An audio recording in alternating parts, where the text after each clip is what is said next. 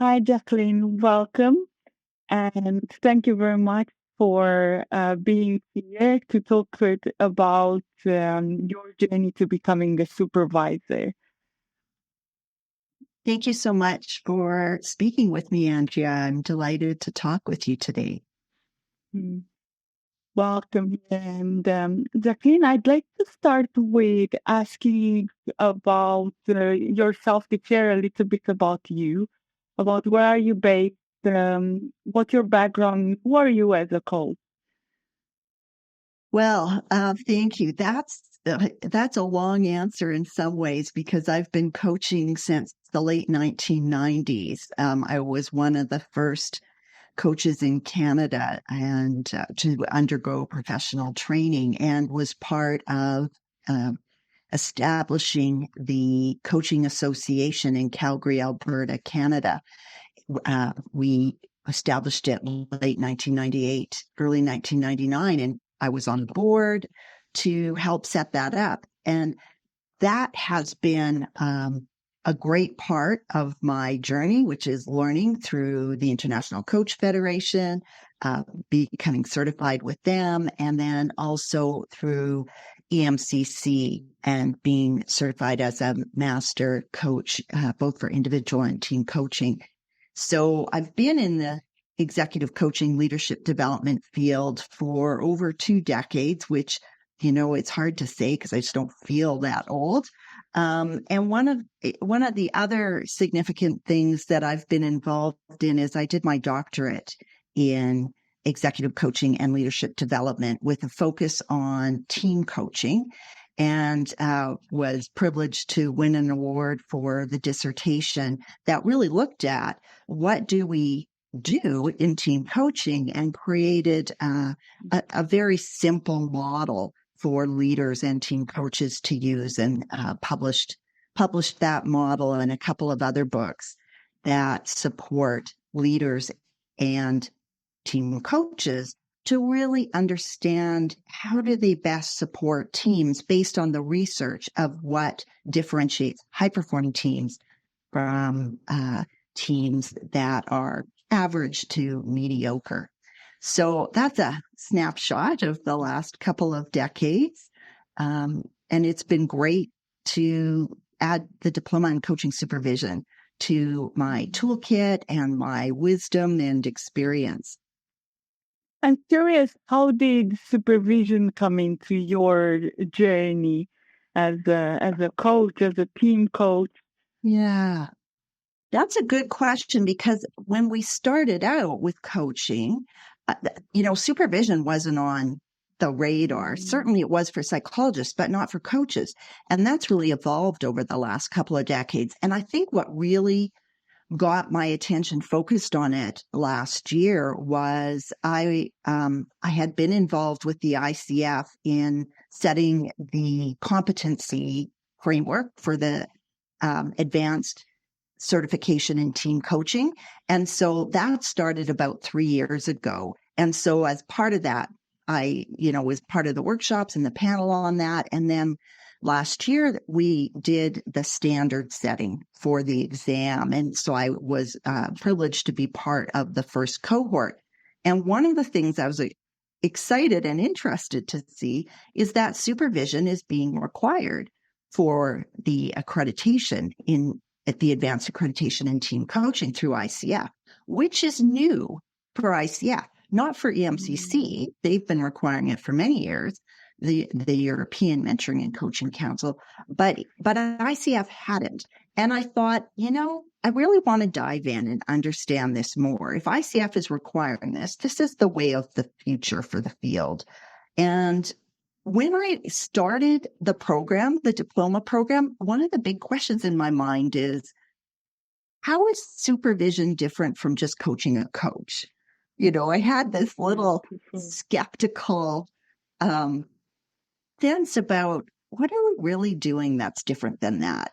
And I was pleasantly surprised to see that there are some differences, particularly using the 7-eyed model of supervision, taking a look at being very deliberate about looking at all of the aspects of a situation, from looking at, how the coach is coaching the client and that client's context, to what's the systemic focus? What's the system that coach and that client are embedded in? And how does that play out in coaching in coaching? And as a supervisor, how do you spark that reflection and insight for coaches so that they can up their game and bring their best to coaching their clients? So it's been a really interesting journey, and I think I'm definitely a believer in coaching supervision at this moment,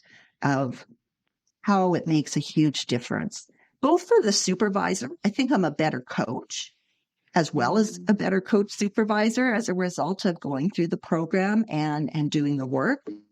But I think it really does expand coaches' skill set, their mindset, and their ability to be present and effective with their clients. You mentioned a lot of things that you learned in this process, right, and you discovered in the training. Were there any moments when you felt you were challenged a bit, or where you learned things that you maybe didn't expect? What were those growing edges for you? That's a great question, because one of the things that the program does that I think is really effective and also really stressful for participants, which is to do the supervision in the session and to be in the fishbowl, having people observe you in your supervision practice. And I think that is challenging and stretches us, not only because we as coaches, as coach supervisors, need to practice, but we have this really unique opportunity, which we rarely get in the real world, to see how other people supervise and coach. And it was interesting to me to see that there were some people who had a very different style and approach than I did. And at the same time, they were still able to get great results with the person that they were supervising. So even though we may sometimes be thinking, wow, I sure wouldn't do it that way, or I wouldn't have asked that question, or, oh, wow, what a brilliant question. Why didn't I think of that? That was such a great idea. All of those things are happening. And I think it exposes us to different ways of looking at the situation and processing it.